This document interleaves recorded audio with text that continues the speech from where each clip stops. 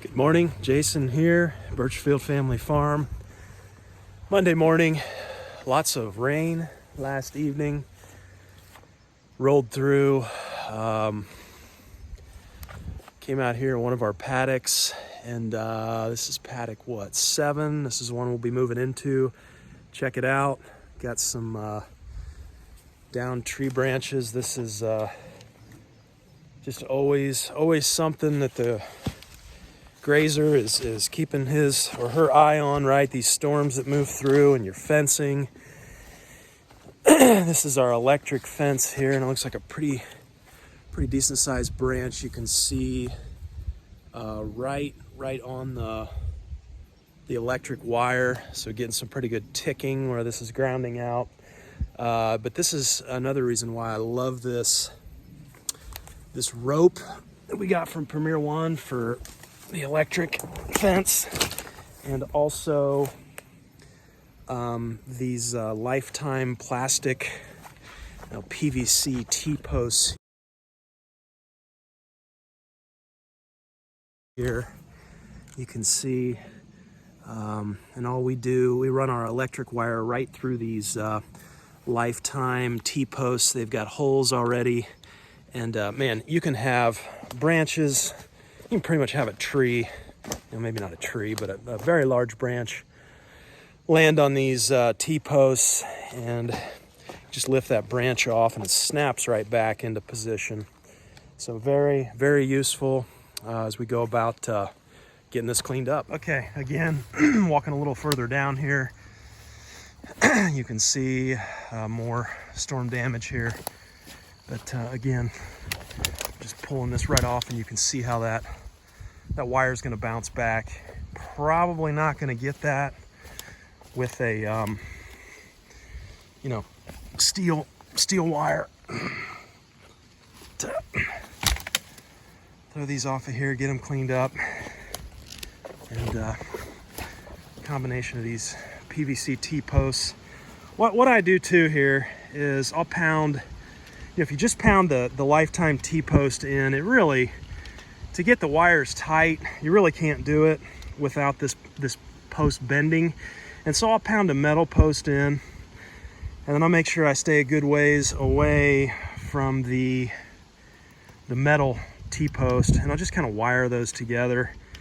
I'm staying a good ways away from the electric wire, because you don't want the electric wire touching your metal post. But a pretty cheap way here, just pound in your metal T-post, and then top and bottom here, I'm just wiring them together, and then you're going to run your electric wire just touching your insulated lifetime T-post, PVC post. So it's worked out well for us. And again, another advantage of using this stuff is pull those branches off and it's probably going to spring right back. Oh, out here, you just never know what you're going to find in the bark of a tree.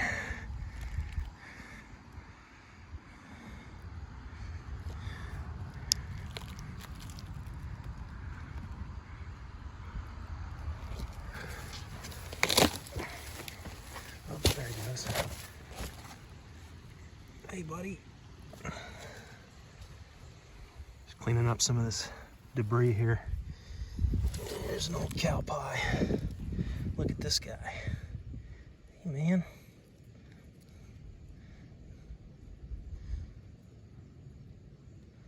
All part of the process. Okay, supposed to frost tonight, but we're digging sweet potatoes. Throwing sweet potato vines in here to the rams, and look at this. Loving it. They're cleaning those up for us. What do you think, Sonny? Cleanup crew. So when we first started with our electric fence, running wire and all that, we used a little product called Lockjaws. And I thought, looking at this thing, T-post, okay, green T-post, I thought, this thing goes on here, slides on the spine and just clicks on there. Obviously you can put, however many you want down the T-post, and we had an issue with these that I never would have anticipated. Put these on, worked great for a couple of weeks. Then I'd show up, get out of the car, and I'd hear a tick, tick, tick, which means your electric fence is grounding out somewhere. So I'd follow the noise and get there, and it would be one of these Lockjaws, on the fence, and it would have, this is right where the wire goes, but it would have right in this region here. Actually, this is kind of disgusting, but there's still some on the back there. It would have inevitably bird crap. The birds would poop on this thing, and it grounds out your wire to the metal post. I saw this the first time, and I thought it was just an anomaly, kind of laughed it off. But it continued to happen over and over and over. And so I don't know if it's the color of these things that attracts the birds, if it's the shape. I don't know, but this company, and maybe they have redone these since, but this was a couple years back. But I refuse to use these. It's no good if you're showing up every day and your electric fence is grounding out.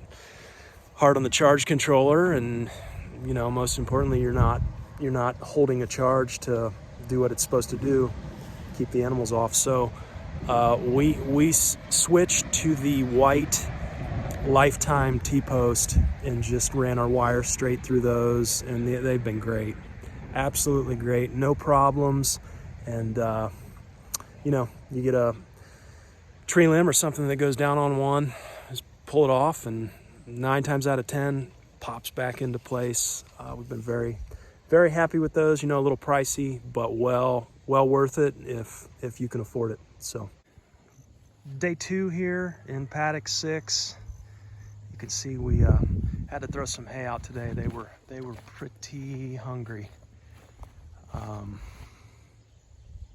Everybody's looking okay.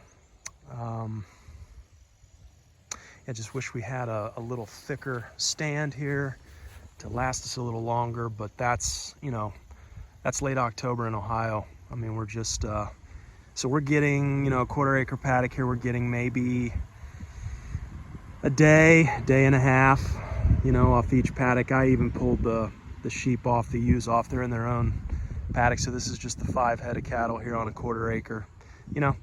Day and a half, and then we're putting out hay. So now I should say this is 5 head, but we do believe I do believe Emma is pretty far along in her pregnancy, so we'll see if she calves here soon. So we may be feeding 6 here soon instead of 5, hopefully.